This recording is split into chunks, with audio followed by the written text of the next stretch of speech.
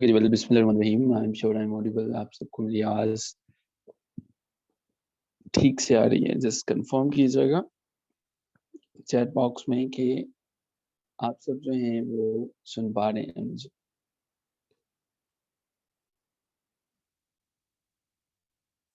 Okay okay, alright. So welcome to all of you. हमारा ये जो सेशन है इसके अंदर जो है हम बेसिकली जिन चीज़ों को समझने की कोशिश करेंगे, दो चीज़ें हैं और उनको बड़े ढंग से समझ लीजिएगा। समझना क्यों ज़रूरी है कि जब भी हम बात करते हैं पीएमएस की, सो हम पीएमएस के दो सब्जेक्ट्स जो हैं वो इस अपनी क्लासेस में इन क्लासेस में कवर करेंगे। पीएमएस के हमारे पास दो ही सब्जेक्ट्स हैं जो सबसे मुश्किल होते हैं। एक हमारे पास इंग्लिश एसे है और दूसरा हमारा जो है वो प्रेसी एंड कंपोजिशन है। आज का हमारा लेक्चर नॉर्मल रूटीन में तो हमारा लेक्चर 1 घंटे का चलेगा, लेकिन आज हम जो हैं वो सिर्फ इसको 40 मिनट्स के अंदर वाइंड अप करेंगे और नेक्स्ट सेशंस हमारे जो हैं वो अपने रूटीन से चलेंगे। और हमारी जो क्लासेस का स्केड्यूल है वो इस तरह से होगा कि मंडे से अब फ्राइडे जो है हमारी क्लासेस होंगी और हम तमाम चीज़ों को डिटेल से समझने की कोशिश करेंगे। पहला सब्जेक्ट जो है हमारे पास ऐसे है, एक ऐसा सब्जेक्ट जिसमें फेलियर रेशो जो है वो, अगर मैं बहुत भी इसको प्रिसाइज करने की कोशिश करूं तो 85% तक रहती है। यही वजह है कि कंपटीशन के एग्जाम्स का रिजल्ट कभी भी 2% या 3% से ऊपर नहीं जाता, या बड़ी भी छलांग लगाए तो ये 4% तक जाता है और इससे ऊपर नहीं जाता। इसकी वजह क्या होती है? इस सेशन को बड़े ध्यान से अटेंड कीजिएगा। सारी चीज़ें जो हैं वो वन बाय वन आपके सामने एक्सप्लेन भी हो जाएंगी, आपको समझ में आ जाएंगी। पहली चीज़, जब भी आप कोई ऐसे लिखते हैं, हम लोग ये समझते हैं कि शायद ऐसे इस चीज़ का नाम है कि हमने किसी भी चीज़ को जैसे देखा, हमारे पास जो भी दिल में आया हमने उसको उसके अकॉर्डिंगली जो है वो लिखना शुरू कर दिया। ऐसा नहीं होता। हमारे पास जब भी ऐसे हैं, हम ये सारी चीज़ें सीखेंगे भी इंशाल्लाह सेशंस में जैसे आगे बढ़ेंगे। हमें सबसे पहले जो समझना पड़ता है, वो 10 मिनट हम इस पर बात करेंगे और फिर इंशाल्लाह हम ग्रामर की तरफ मूव ऑन कर जाएंगे कि हमें जो चीज़ें बनानी पड़ती हैं, जो समझनी पड़ती हैं, वो सबसे पहले थीसिस स्टेटमेंट होती है। अभी ये थीसिस स्टेटमेंट क्या है किसी भी ऐसे को लिखते हुए, इसके बारे में मज़ीद परेशान होने की ज़रूरत नहीं है, लेकिन हाँ ये पता होना चाहिए कि थीसिस स्टेटमेंट नामी कोई चीज़ होती है। दूसरी चीज़ आउटलाइंस हैं। तीसरी चीज़ आपके पास इसका इंट्रोडक्शन है। चौथी चीज़ आपके पास उसकी मेन बॉडी है और पांचवी चीज़ आपके पास उसका कंक्लूजन है। सो जब भी आप अपने ऐसे को अपने ऐसे को लिखने की कोशिश करते हैं, समझने की कोशिश करते हैं, तो आपको इन इन चीज़ों पे, इन 5 चीज़ों पे फोकस करना होता है। इन 5 चीज़ों पे फोकस आप तभी कर सकते हैं जब आपके पास एक चीज़ पे कमांड मुकम्मल है, and that is your grammar. Grammar, और जब हम ग्रामर की बात कर लेते हैं तो हमारे पास वो तमाम के तमाम पार्टिसिपेंट्स भी कि जिनकी मास्टर्स इंग्लिश में होता है, इवन उनको इंग्लिश में इंटरेस्ट होता है, ग्रामर की जब बात आती है तो वो भी अच्छा परफॉर्म नहीं कर पाते। तो हम सबसे पहले, इससे पहले कि हम जो हैं वो इसकी ऐसे की बात करें, दैट मीन्स कि हमें समझने की ज़रूरत है ग्रामर को। और ग्रामर को हम इस तरह से समझेंगे कि हमारे पास जो है ये क्लासेस हमें ना सिर्फ हेल्प आउट करेंगी सीएसएस की प्रेसी एंड कंपोजिशन के लिए, बल्कि ये क्लासेस जो हैं वो हमें हेल्प आउट करेंगी हमारे उन तमाम एग्ज़ाम्स के लिए कि जिनके कंपटीशन के एग्ज़ाम्स के अंदर इंग्लिश का पोर्शन लाजमी होता है। अपने आज के सब्जेक्ट का और अपने आज के टाइटल का सबसे पहले हमारे पास जो ग्रामर में अगर हम बात करें तो ग्रामर में हमारे पास सबसे पहले आता है द सेंटेंस। सेंटेंस, सो हम आसान से मुश्किल की तरफ चलेंगे, आसान से मुश्किल की तरफ मूव करते चले जाएंगे और चीज़ों को समझने की कोशिश कीजिएगा। मैं वंस अगेन रिक्वेस्ट करूंगा, समझने की कोशिश कीजिएगा और क्रैमिंग से बिल्कुल ग्रेज कीजिएगा। जब आप समझेंगे तो फिर इंशाल्लाह चीज़ें मज़ीद क्लियर हो जाएंगी। सो सेंटेंस, सेंटेंस होते क्या हैं? हमारे पास whenever we talk about English language, sentence का सिंपल सी डेफिनेशन अगर हम करें तो हम सेंटेंस को कहते हैं ग्रुप ऑफ वर्ड्स। कौन से group of words?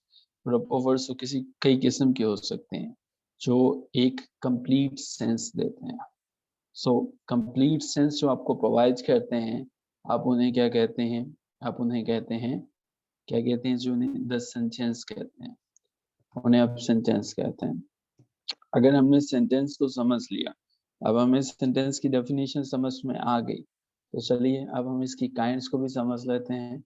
Once again मैं आपको रिमाइंड करवाना चाहूँगा कि हमारा सफ़र आसानी से मुश्किल की तरफ, यानी कि पहले हम ईज़ी चीज़ों को समझेंगे, फिर डिफ़िकल्टीज़ की तरफ मूव करेंगे। अगर हम काइंड ऑफ सेंटेंसेस की बात कर लें तो हमारे पास 4 किस्म के सेंटेंसेस होते हैं, 4 किस्म के सेंटेंसेस होते हैं। समझ लीजिएगा, इनको नोट कर लीजिएगा अगर पहले आपके पास नॉलेज नहीं है इनका तो।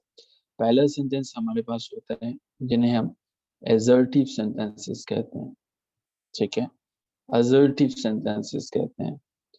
इन्हें हम असर्टिव सेंटेंसेस के साथ एक और चीज़ भी कहते हैं, जिन्हें हम डिक्लेरेटिव सेंटेंसेस कहते हैं। Declarative sentences. मान लीजिए एक मिसाल आपको जो है वो मुझे कोई चीज़ डिक्लेयर करनी है, मुझे कोई चीज़ किसी को बतानी है, जिसमें या तो मैं कोई असर्शन कर रहा हूँ या कोई चीज़ डिक्लेयर कर रहा हूँ, ठीक है? हम जैसे मरियम है, हम कह सकते हैं Mariam sat on a wall on a chair. ये हमारे पास कौन सा सेंटेंस होगा? मैं कुछ चीज़ बता रहा हूँ, कुछ चीज़ डिक्लेयर कर रहा हूँ, Mariam sat on a chair. So what do you feel? ये किस किस सेंटेंस की एग्जाम्पल है? एक तो क्या ये कंप्लीट सेंस बना रहा है? अगर ये कंप्लीट सेंस बना रहा है तो ये एक सेंस कंप्लीट कर रहा है, तो ये हमारे पास सेंटेंस है। और ये हमारे पास कौन सा है? एजर्टिव है। एजर्टिव या हम इसे डिक्लेरेटिव कह सकते हैं। दूसरी टाइप जो समझने की जरूरत है वो हमारे पास इसकी है इंटेरोगेटिव। इंटेरोगेटिव सेंटेंसेस जो है, इंटेरोगेटिव सेंटेंसेस में हमारे पास जो सबसे पहले समझ लीजिएगा कि इंटेरोगेटिव एक मिसाल से समझते हैं। आपने मुझे बताना है कि क्या ये मिसाल जो है वेयर डू यू लिव, क्या ये असर्टिव में फॉल करती है या इंटेरोगेटिव में? तो ये आपको समझ में आ रहा है, ये इंटेरोगेटिव है। इंटेरोगेटिव से मुराद ऐसा है कि जिसमें आप ये समझते हैं जिसमें क्वेश्चंस पूछा जाता है। सो हमारे पास दूसरी टाइप जो है वो हमारे पास इंटेरोगेटिव आ गई कि जिसके अंदर कोई क्वेश्चन रेज किया जाता है। थर्ड इम्पोर्टेंट टाइप जो है इसको हम कहते हैं इम्पेरेटिव सेंटेंसेस। अब आपको क्या लगता है, कोई रफ सा आइडिया अगर आपको हो कि इम्पेरेटिव सेंटेंसेस कौन से होते हैं? कोई सा रैंडम गेस, कौन से इम्पेरेटिव सेंटेंसेस होते हैं? आपको क्या इस पे, आपका क्या ख्याल है इम्पेरेटिव सेंटेंसेस कौन से वाले होते हैं जिनके अंदर हम जो है वो कोई कमांड देते हैं, जिनके अंदर हम जो है कोई ऑर्डर पास करते हैं, किसी को कोई डायरेक्शन दे देते हैं, या हम जो है वो किसी से कोई रिक्वेस्ट कर रहे होते हैं। ये जब हम किसी से कोई रिक्वेस्ट करते हैं, कोई ऑर्डर पास करते हैं, तो वो हमारे पास क्या होते हैं? और बस इम्पेरेटिव सेंटेंसेस होते हैं। अच्छा मुझे बताइएगा कि क्या ये डिक्लेरेटिव सेंटेंस होगा? अभी जो मैं बात कर रहा हूँ अब आप जो है वो ये चेक कीजिएगा कि आपको नॉलेज कहाँ तक है। ये जो मैं यहाँ पे लिखूंगा, ये डिक्लेरेटिव होगा, इंटरोगेटिव होगा या इम्पेरेटिव होगा? मैं किसी को कहता हूँ बी क्वाइट, तो ये बी क्वाइट क्या है? बी क्वाइट क्या है? क्या ये डिक्लेरेटिव है, इम्पेरेटिव है, इंटरोगेटिव है? इसमें पार्टिसिपेशन ज़रूर कीजिएगा इस क्लास में, ताकि आपकी जो है वो पार्टिसिपेशन की वजह से you will come to know where you are standing exactly. So ये हमारे पास इम्पेरेटिव सेंटेंस है। Very good. आखिरी एक टाइप इसकी को हम समझने की कोशिश करते हैं और वो हमारे पास है exclamatory. Exclamatory sentences. CSS PMS की जो इंग्लिश है, या जब भी हम कंपटीशन, उनके इंटरव्यूज में भी आपके साथ बेसिक इंग्लिश के क्वेश्चंस भी पूछे जाते हैं। मिसाल के तौर पर अगर आपको इस पास रिटर्न में है व्हाट अ शेम, ये आपके पास जो है एक एक्सक्लेमेटरी सेंटेंस है, लेकिन ये होता क्या है? क्वेश्चन ये है, ये होता क्या? देखिए, एक ऐसा सेंटेंस जिसके अंदर स्ट्रॉन्ग फीलिंग्स को एक्सप्रेस किया जाता है, स्ट्रॉन्ग फीलिंग्स को एक्सप्रेस किया जाता है, वो हमारे पास एक्सक्लेमेटरी होता है। ठीक है, strong feeling, what a shame. So what a shame के बाद हमारे पास जो है वो एक्सक्लेमेशन मार्क है इसके साथ लगा हुआ, तो ये हमारे पास एक्सक्लेमेटरी है। हैं, हम उनका क्वेश्चन लेते हैं और उसके बाद नेक्स्ट मूव ऑन करते हैं। जी नेम सब अपना माइक ओपन कर सकते हैं आप प्लीज। आपका माइक मैंने ओपन कर दिया। इसके बाद नईम सब जब तक कोई क्वेश्चन पूछते हैं हम नेक्स्ट मूव ऑन करते हैं। यहाँ तक हमने समझ लिया, इसके बाद हम एक एक्टिविटी भी आपसे करेंगे। नेक्स्ट हम जब भी बात करते हैं ग्रामर की, तो चूंकि हम ना करेंगे, तो नेक्स्ट हमारे पास है subject and predicate. Subject and predicate. जी नेम सब आपका माइक ओपन है, प्लीज फरमाइए। सर मेरे पास समटाइम्स आवाज कट रही है, अगर जब नहीं कटती तो बहुत तेज हो जाती है, जैसे हम व्हाट्सएप पर उसकी स्पीड तेज कर देते हैं, इस तरह हो रहा है। क्या बाकी पार्टिसिपेंट्स के पास भी ऐसा हो रहा है? नहीं सब हम बाकियों से भी पूछ लेते हैं। जी सर। नहीं सब आपका इंटरनेट थोड़ा स्लो है। आई थिंक इसको आप चेक कर ओके लेंगे सर। कि मेरी तरफ से अगर इशू हो तो बाकी सबको भी होगा। ओके सर, मैं अपनी जगह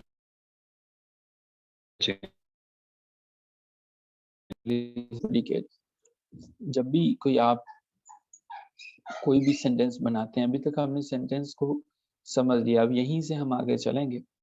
जब भी आप कोई सेंटेंस बनाते हैं तो उसके अंदर जो है वो किसी न किसी पर्सन का नेम होता है। ठीक है, उसके अंदर किसी न किसी चीज का नेम होता है, किसी थिंग का नेम होता है। ठीक है, या वो बात आप कर रहे होते हैं किसी पर्सन या थिंग के मुतालिक जो है वो।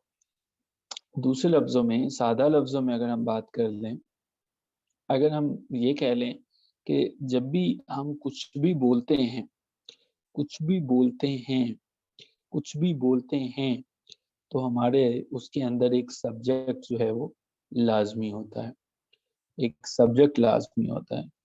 और इस तरह से और सादा लफ्जों में बात कर लें कि हमारे पास जो सेंटेंस है, अगर हम पहले एक सेंटेंस को समझा है कि group of words that make sense, her sentence के हमारे पास दो पार्ट्स होते हैं, दो हिस्से होते हैं, दो पार्ट्स होते हैं।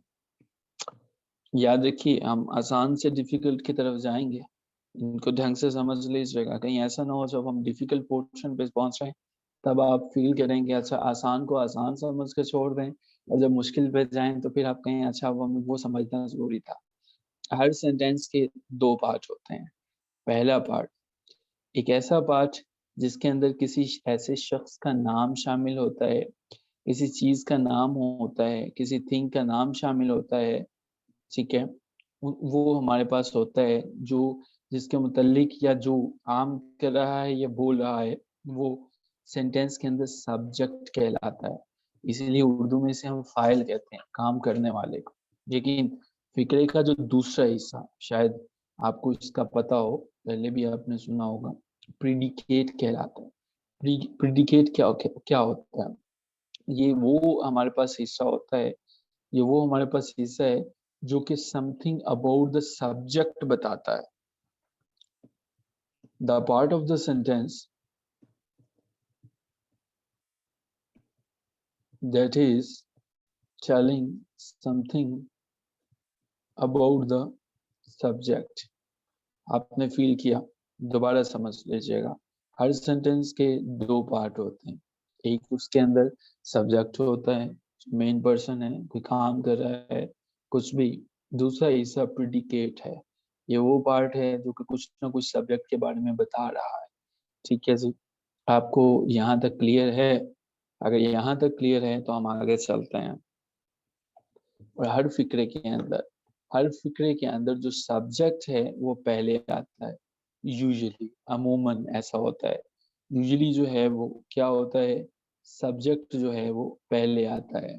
सो हमारे पास फर्स्ट पे सब्जेक्ट आता है और दूसरे नंबर पे हमारे पास जो है वो क्या आता है, प्रेडिकेट आता है, प्रेडिकेट आता है, ठीक है। सो लेकिन एक फिक्रे है हमारे पास, वंस अगेन इम्पोर्टेंट नोट है हमारे पास, इम्पोर्टेंट नोट, इसको भी देखिएगा। हमारे पास कुछ ऐसे भी फिक्रात होते हैं जिनमें सब्जेक्ट को छोड़ दिया जाता है। मिसाल के तौर पर इम्पेरेटिव फिक्रे, जिनके अंदर कमांड दी जाती है, हुक्म दिया जाता है। अगर मैं किसी को कहता हूँ सिट डाउन, तो इसके अंदर सब्जेक्ट नहीं है। सो इसके अंदर आप खुद से समझ लेते हैं, तो यू जो है, यू को आप ऑलरेडी अंडरस्टैंड कर लेते हैं, ठीक है। इम्पेरेटिव के अंदर जब मिसाल के तौर पर आप किसी को कहते हैं थैंक यू, कहते हैं आप किसी को थैंक यू कहते हो, तो इट मीन्स आप इसके अंदर बाय डिफॉल्ट समझ लेते हो। सो अब में दो चीजें जो है वो क्लियर हुई। पहली हमारे पास जो है वो हमारे पास सब्जेक्ट है, दूसरी हमारे पास प्रेडिकेट है। सो प्रेडिकेट है,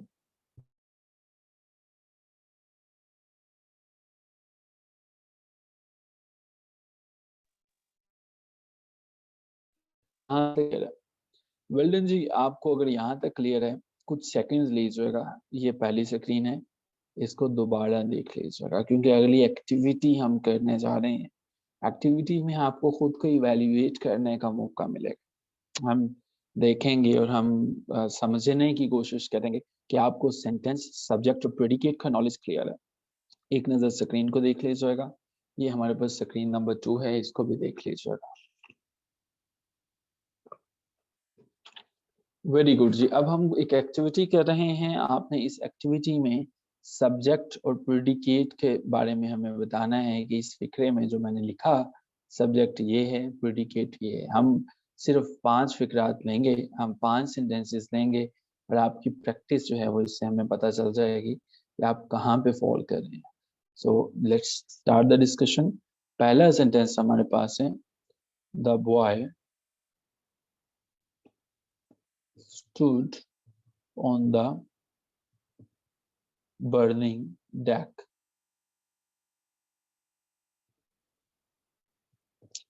सो पहला सेंटेंस जरा इसके अंदर आइडेंटिफाई करने की कोशिश कीजिएगा कि सब्जेक्ट कहाँ पे है और प्रेडिकेट कहाँ पे है।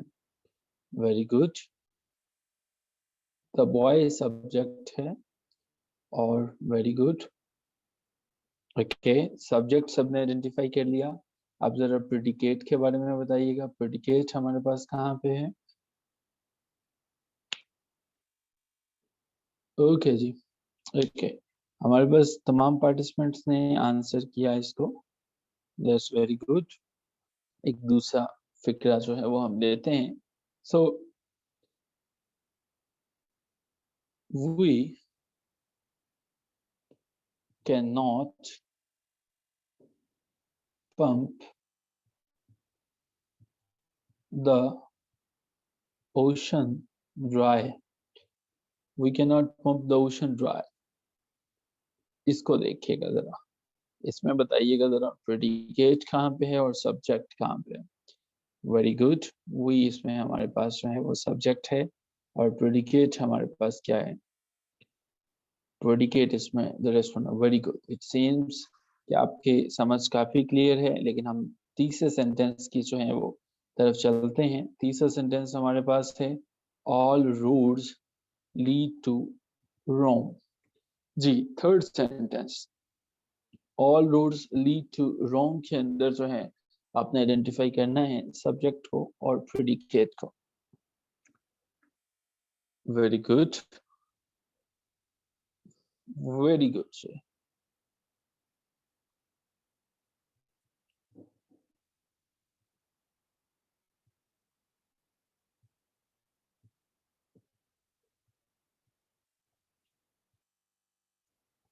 जी, नेक्स्ट हमारे पास फोर्थ वन पे है, a barking sound the shepherd hears।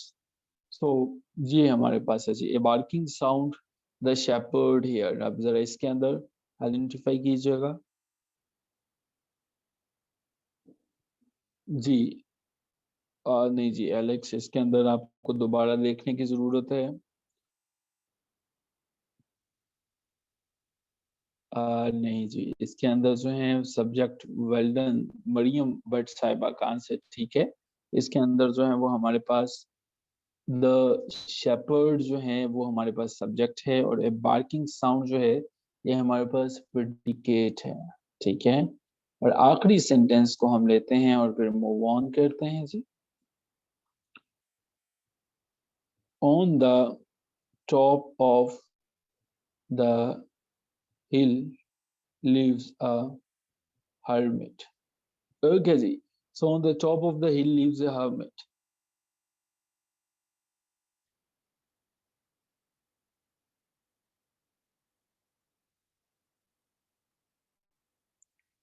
Okay, no, इस फिक्रे के अंदर भी आप कंफ्यूज हो चुके हैं, यहाँ पे भी कुछ और है, और वो हमारे पास है बेसिकली हर्मिट जो है वो सब्जेक्ट है, वल्दन मरियम। इस तरह की गलतियां बेसिकली होती हैं जब हम कंपटीशन के एग्जाम्स में बैठते हैं, तो आसान सी चीजें जो है वो भी मुश्किल लगती हैं। हर्मिट जो है वो बेसिकली यहाँ पे सब्जेक्ट है, और on the top of the hills जो है वो आपके पास क्या है, वो आपके पास यहाँ पे on the top of the hills predicate है, ठीक है। सो ये डिटेल्स जो हैं वो आपने इनको देखने हैं। चलिए अब हम यहाँ से आगे मूव ऑन करते हैं।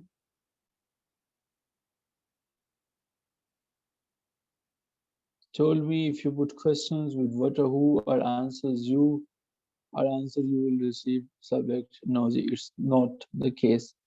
All roads lead to Rome। The third जो है वो इन्होंने कहा जी एक्सप्लेन कर दीजिए। अच्छा देखिए, हमारे पास all roads है ना, ये सब्जेक्ट है, और lead to Rome जो है ये प्रेडिकेट है हमारे पास, ठीक है। इसमें ऑल रोड जो हैं ये सब्जेक्ट हैं। हमने, आपको याद हो तो सब्जेक्ट की डेफिनेशन क्या की है नाइम साहब, हमने कहा the part which names the person और things we are speaking about. वो हिस्सा जो पर्सन या थिंग के बारे में बात करता है वो हमारे पास प्रेडिकेट जो है वो सॉरी सब्जेक्ट कहलाता है, ठीक है जी। So this is the thing.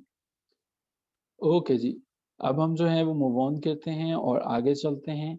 Next हमारे पास जो इम्पोर्टेंट कॉन्सेप्ट है जो हम समझेंगे वो है हमारे पास द फ्रेज एंड क्लॉज का कॉन्सेप्ट। आपने इसको काफी दफा सुना होगा कि फ्रेज क्या होता है और क्लॉज क्या होता है। चलिए इनको जरा समझने की कोशिश करते हैं।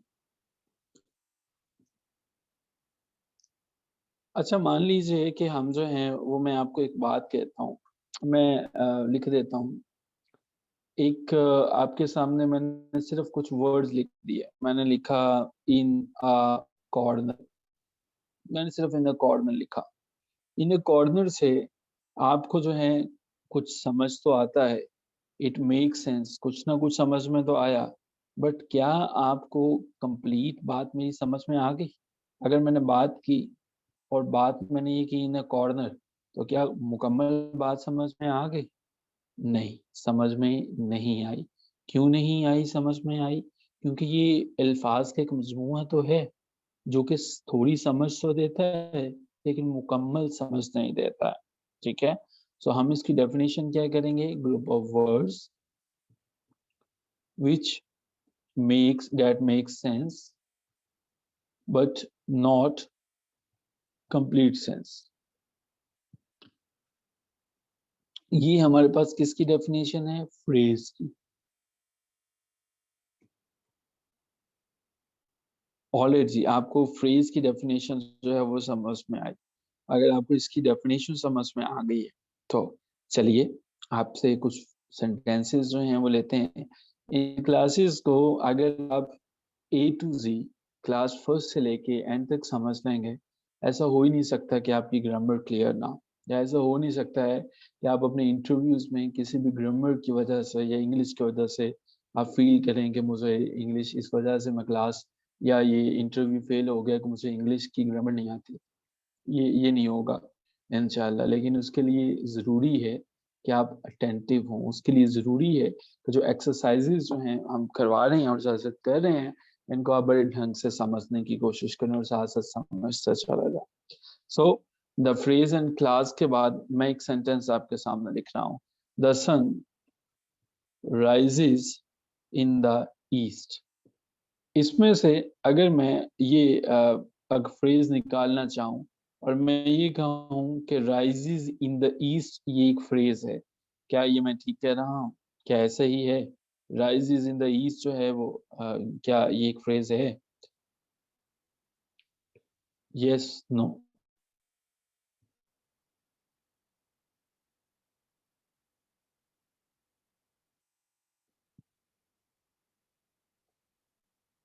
ओ यस, दैट इज।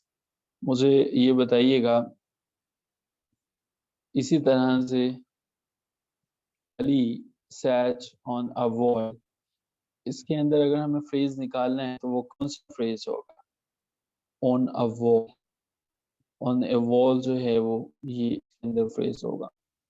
सो अगर मैं किसी अगर मैं ये लिखूं, हाउ टू डू इट, क्या ये एक फ्रेज है? Yes, no? क्या ये एक फ्रेज है? नो। अगर मैं अब लिखूं, show me how to do it, क्या अब ये है? अब ये फ्रेज है, show me how to do it? तो ये एक फ्रेज नहीं है, क्योंकि उसमें हमें मीनिंग मुकम्मल समझ में आ रहा है। जी बिल्कुल, आपने ठीक कहा। सो हमने फ्रेज को जो है वो अभी ढंग से समझ लिया, हमें पता चल गया कि फ्रेज क्या होता है। चलिए, अगर हमें फ्रेज का समझ आ ही गया तो अब हम जो है वो कुछ आगे चलते हैं। सो फ्रेज में से आगे चलते हैं और इसके बाद हम जो है वो समझने की कोशिश करते हैं क्लॉज को। क्लॉज को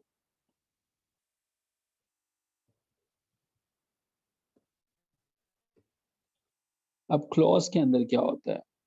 क्लॉज, वंस अगेन, क्लॉज और फ्रेज के अंदर बात ये होती है कि दोनों के दोनों ग्रुप ऑफ वर्ड्स हैं, ठीक है, और दोनों के दोनों जो हैं वो ग्रुप ऑफ वर्ड्स हैं, बट इसके अंदर दो चीजें एक्स्ट्रा होती हैं, इसके पास कुछ चीजें एक्स्ट्रा होती हैं। क्या एक्स्ट्रा होती है? इसके पास एक तो सब्जेक्ट होता है, क्लियर, एक सब्जेक्ट होता है और एक इसके साथ होता है प्रिडिकेट होता है, ठीक है। एक सब्जेक्ट और एक इसके साथ प्रेडिकेट होता है, यानी कि जब इन चीजों का मिक्सचर हो जाए तब हमारे पास क्या बनता है? जो हमारे पास बनता है वो हमारे पास क्लॉज है, ठीक है, वो हमारे पास क्लॉज है। अब हमें क्लॉज का पता चल गया कि जो हमें कंप्लीट सेंस देता है, कंप्लीट सेंस देता है। मिसाल के तौर पर जब हम एक सेंटेंस लिखते हैं, ये पहला सेंटेंस इस पे लेते हैं। पहला सेंटेंस हमारे पास है, people who pay their debts are trusted. अब देखिए, यहाँ से मैं अगर पीपल को उठा भी दूं फिर भी क्या इसकी कंप्लीट समझ आती है? Who pay their debts are trusted group of words है, लेकिन क्या ये सेंस क्रिएट करता है? सो क्रिएट करता है, यस, ये सेंस क्रिएट करता है, ये क्लॉज है। चलिए और आसानी से समझ लीजिए कि शायद आपको यहाँ तक मुश्किल हो, और आसानी से समझ लीजिएगा। We can not start while it is raining। अगर मैं ये कहूँ कि इसके अंदर यहाँ से यहाँ तक जो है ये ग्रुप ऑफ वर्ड जो है वो ये क्लॉज है, ये कंप्लीट मीनिंग दे रहा है, सेंस दे रहा है, while it is raining। Is it true? Is it true? Yes, well done, very good. आखिरी एग्जाम्पल देखिएगा और समझने की कोशिश कीजिएगा। जब हम किसी से बात करते हैं कि तुमने कोई मिस्टेक कर ली है, I think that you have made a mistake. अब यहाँ पे, और जब हम यहाँ पे लिखते हैं you have made a mistake, क्या ये क्लॉज है या नहीं है? ग्रुप ऑफ वर्ड्स हमारे पास, वंस अगेन, वो ग्रुप ऑफ वर्ड्स जो हमारे पास क्या करते हैं, इनके अंदर जो है वो सब्जेक्ट होता है और जो आपको कंप्लीट सेंस देते हैं, जो कंप्लीट सेंस देते हैं वो हमारे पास द फ्रेज एंड क्लॉज हैं। आई एम श्योर कि अभी तक मैं आगे बढ़ने से पहले ये समझ चुका हूँ, ये मैं अज्यूम कर रहा हूँ कि आज की डिस्कशन से आपने कुछ चीज़ों को समझ लिया, और उनमें से हमारे पास पहली चीज़ जो हमें समझ में आई है वो हमारे पास है सेंटेंस के मुतालिक जो है वो हमें ये पता चला कि एक सेंटेंस जो है वो होता क्या है। ठीक है जी। सो सेंटेंस को समझा, उसके बाद पहले नंबर पे हमने सेंटेंस को समझा, और सेंटेंस के बाद जो है ये इसने क्या कर दिया। ओके, सो सेंटेंस के बाद हमने काइंड्स ऑफ सेंटेंसेस को देखा, हमने असर्टिव, इंटरोगेटिव, इंपेरेटिव, एक्सक्लेमेटरी को देखा, फिर हमने सब्जेक्ट और प्रेडिकेट को देखा, उनकी एक्टिविटी की, फिर हमने ये देखने की कोशिश की फ्रेज क्या होता है, क्लॉज क्या होता है। अब यहाँ तक हम ये एज्यूम कर रहे हैं कि आपको सारी की सारी चीजें समझ में आ गई। ये मैं चैट बॉक्स में पेश कर रहा हूँ, अगर कोई चीज़ आपके पास मिस हो गई है तो आप ये कॉपी कर सकते हैं। चलिए आगे बढ़ते हैं। आगे बढ़ने से पहले एक छोटी सी कहानी, बचपन से सुनते समझते पढ़ते आए हैं, लेकिन हम चूंकि मुश्किल की तरफ बढ़ेंगे लेकिन आसानी से समझते हुए, तो चलिए पहले जो है वो हम समझने की कोशिश करते हैं पार्ट्स ऑफ स्पीच। उर्दू में इन्हें हम इज्जाई कलाम भी कहते हैं, पार्ट्स ऑफ स्पीच। वैसे तो हमने बहुत दफा पढ़ा और हमें ये पता भी है, लेकिन अब की दफा अब जो हम समझने जा रहे हैं तो हम इन्हें एक कंपटीशन के एग्जाम्स के पॉइंट ऑफ व्यू से समझें, थोड़ा सा मुश्किल। सो नाउन क्या होता है? नाउन क्या होता है? हर वो चीज जो आपके गिर्द मौजूद है वो नाउन है।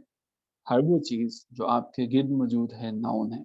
हर वो चीज जो आपके गिर्द मौजूद है नाउन है। आसान सी डेफिनेशन। वो छोड़ दें बच्चों वाली बातें कि जो चीजें आपके किसी शख्स, जगह, चीज का नाम जो है वो नाउन है। हर वो चीज जो आपके गिर्द है वो नाउन है। अब और इसके साथ एक और मजे की डेफिनेशन, एडजेक्टिव क्या होता है? हर वो हर वो हमारे पास पार्ट्स ऑफ स्पीच जो नाउन को डिफाइन करता है, नाउन के बारे में बताता है कि नाउन है कैसा, वो एडजेक्टिव है। आसानी से समझ में आया? कुछ समझ में आया? मान लीजिए मेरे पास एक पेंसिल है। पेंसिल क्या है? नाउन है। नाउन है, पेंसिल चीज है। और जब मैं इसको कहूंगा ब्लू है, जो इसको डिफाइन कर रही है, तो ये इसके बारे में क्या आया? एडजेक्टिव आ गया। ठीक है। तो ये मैं आप मुझे उम्मीद है कि पता चला नाउन के बारे में। लेकिन चलिए हम रवायती तौर पर भी डेफिनेशन को समझ लेते हैं कि किसी चीज नाउन जो है वो क्या होता है। ये नाउन हमारे पास नेम हो सकता है, किसका? किसी भी पर्सन का, किसी भी प्लेस का, किसी भी जगह का, थिंग का, वगैरह वगैरह वगैरह। ठीक है। तो ये नाउन आपके पास जो है वो पता है नाउन क्या होता है। लेकिन हमारे पास जिन्हें हम जो है वो जिन्हें हम सोच सकते हैं वो भी नाउन है, जिन्हें हम हियर कर सकते हैं, छू सकते हैं, वो भी नाउन है। तो नाउन हमारे पास जो है वो सब के सब हैं। चलिए कुछ फिर भी वार्म अप एक्टिविटी कर लेते हैं। मुझे बताइएगा, Ali was a great writer, इसमें से जरा जल्दी से नाउन आइडेंटिफाई कर दीजिएगा। और एक और example, the sun shines bright, जरा इसके अंदर से भी एक नाउन जो है वो आइडेंटिफाई कर दीजिएगा। सो आपको पता चला, बहुत इजी था, सन था। और ये दूसरे नंबर पे आते हैं। दूसरे नंबर पे हमारे पास है एडजेक्टिव। एडजेक्टिव की बात करते हैं। एडजेक्टिव हमारे पास होता है क्या? एडजेक्टिव हर वो चीज जो नाउन को डिफाइन कर रही है, जो नाउन के बारे में बता रही है, वो एडजेक्टिव। जिसने जो नाउन के मीनिंग अंदर जो है किसी चीज को एडअप किया है, किसी चीज को एक्स्ट्रा ऐड किया है, वो आपके पास एडजेक्टिव है। मिसाल के तौर पर Ali was a great writer. So अब जो है, अगर मैं यहाँ पे जो है वो इसी एग्जांपल को लिखूं, Ali was a brave boy, यहाँ पे आपको पता चल रहा है कौन है जो नाउन को डिफाइन कर रहा है? ब्रेव। वेल डन मरियम, आपने मरियम ने तो सूरज ही बना के भेज दिया। ओके, सो अगर मैं ये लिखता हूँ, there are 20 boys in the class, कहाँ पे है इसके अंदर एडजेक्टिव? कहाँ पे एडजेक्टिव इसके अंदर है? जो आइडेंटिफाई किए जो, there are 20 boys in the class. क्या है इसके अंदर? 20 एडजेक्टिव है। Very good. चलिए आगे बढ़ते हैं, तीसरे पार्ट्स ऑफ स्पीच को भी समझ लेते हैं। प्रोनाउन, जो नाउन की जगह पे इस्तेमाल होता है, बचपन से पढ़ते सुनते आए हैं, तो नाउन की जगह पे इस्तेमाल होता है प्रोनाउन है, लेकिन हम वार्म अप एक्टिविटी कर रहे हैं। चलिए एक एग्जांपल लेते हैं, प्रोनाउन बताइएगा। Ali is absent because he is ill. बताइएगा कि इसमें प्रोनाउन हमारे पास क्या है। Because he is ill, he pronoun है। सो आगे के चलते हैं। The books are where you left them. अब यहाँ पे हमारे पास जो है वो कहाँ पे है pronoun? You left them, exactly. इसी तरह से हम डेफिनेटली, बिकॉज हमारे पास जो है वो 40 मिनट्स थे, मैं कुछ इम्पोर्टेंट चीज़ें आपके साथ डिस्कस करूंगा कि आज के सेशन में हमने जो चीज़ें समझने की कोशिश की, हमने ऐसे पे बात की कि ऐसे के अंदर होता क्या है, और ग्रामर सबसे पहले है। सो sentence, kinds of sentences, subject and predicate, activity, the phrase and clause, parts of speech, noun, adjective और प्रोनाउन को डिस्कस किया। कल हम इस तरह से हमारा सफर आगे बढ़ेगा। हम नाउन की काइंड्स पे चला जाएंगे, common, proper, collective, abstract, countable, uncountable. फिर उस पर हम आपसे एक्टिविटी करवाएंगे, और एक्टिविटी में आपको देखेंगे कि आपको कहाँ तक समझ में आए। फिर नाउन की जेंडर्स को, मैस्कुलिन को, फेमिनिन को, न्यूट्रल जेंडर को, पर्सोनिफाइड को, इनको देखेंगे। फिर नाउन के और फिर नंबर्स, और ये किस तरह से प्रोसीड फर्दर करते हैं। और इसके बाद हम डिफिकल्ट स्टेप्स में आगे बढ़ते हुए द नाउन के केसेस को समझने की कोशिश करेंगे। क्या होता है हमारे पास जो है वो पहला केस, हमारे पास नॉमिनेटिव केसेस क्या है, एक्यूजेटिव क्या है, ऑब्जेक्टिव केसेस क्या है, इनडायरेक्ट क्या है, डायरेक्ट क्या है, और पॉजेसिव केसेस की फॉर्मेशन को समझने की कोशिश करेंगे। सो ये हम जो है वो कल के सेशन में इंशाल्लाह कंप्लीट करेंगे, और नाउन इन अपोजिशन को समझने की कोशिश करेंगे। सो हमारा सफर जो है, हम इस काबिल हो जाएंगे इन क्लासेस के बाद कि हमारे प्रेसिंग, कंपोजिशन और ग्रामर के मुतल्लिका, और इंग्लिश में कहीं पे कुछ भी ग्रामर से आएगा तो हम उसे बड़े ढंग से जो है वो अटेम्प्ट कर सकेंगे। सो हम जो है वो इन तमाम चीज़ों को समझेंगे। अगर आज के सेशन के मुतल्लिका कोई क्वेश्चन है, कोई जहन में है क्वेश्चन, आप उसे रेज कर सकते हैं। आज का सेशन रिलेटिवली शॉर्टर सेशन था, मुझे एक मीटिंग को अटेंड करना है, लेकिन हम इसी तरह से एक्टिविटीज़ के साथ लर्न करेंगे, और हम कोशिश करेंगे कि इन तमाम चीज़ों को अपनी फिंगर टिप्स पर लेके आएँ। सो आई एम श्योर कि आपने बहुत सी चीज़ें रिवाइज की होंगी, रिविजिट की होंगी। Hope to see all of you tomorrow. Till then, take care of yourself and have a good night. Allah Hafiz.